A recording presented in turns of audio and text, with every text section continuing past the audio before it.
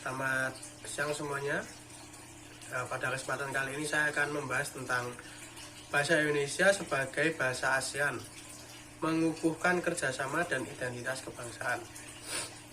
Sejak pembentukan Perhimpunan Bangsa-Bangsa Asia Tenggara atau ASEAN pada tahun 1967, negara-negara di kawasan ini telah berperan aktif dan berupaya untuk memperkuat hubungan dan kerjasama di antara mereka.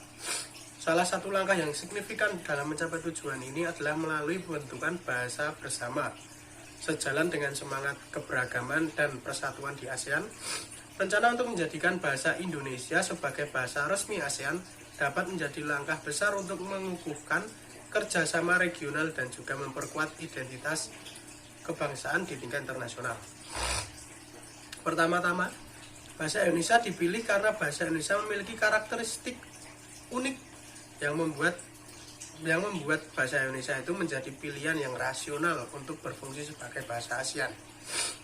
Selain itu, bahasa Indonesia telah menjadi bahasa yang diajarkan di sekolah-sekolah di sebagian besar negara-negara ASEAN.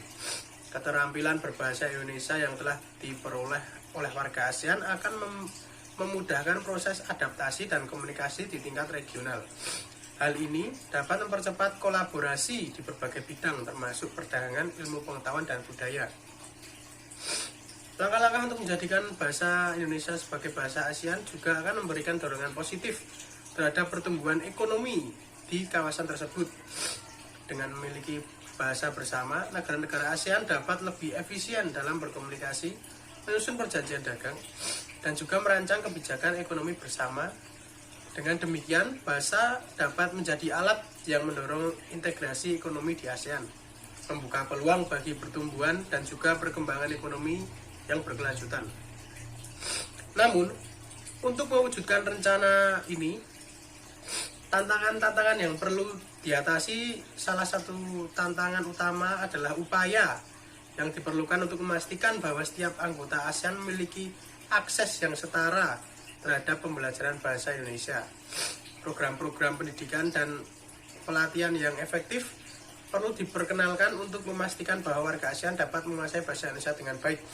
Jadi maksudnya untuk menjadikan bahasa kita sebagai bahasa resmi ASEAN, maka bangsa Indonesia harus menyuplai pengajar berbahasa Indonesia yang memadai, seperti itu.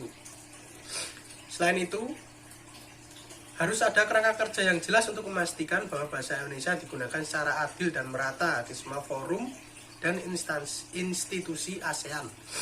Langkah-langkah ini penting untuk memastikan bahwa bahasa bersama tidak hanya menjadikan simbol formal persatuan, tapi juga alat yang efektif untuk berkomunikasi dan juga berkolaborasi di antara negara-negara ASEAN.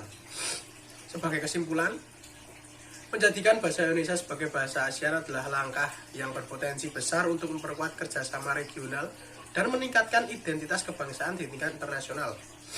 Dengan memanfaatkan keberhasilan bahasa Indonesia sebagai salah satu bahasa nasional yang mencerminkan keberagaman dan kesatuan, ASEAN dapat membuka pintu menuju masa depan yang lebih bersatu dan harmonis. Meskipun ada tantangan yang perlu diatasi, manfaat jangka panjang dari langkah ini dapat menciptakan kawasan yang lebih tangguh dan bersatu di bumi dunia. Terima kasih.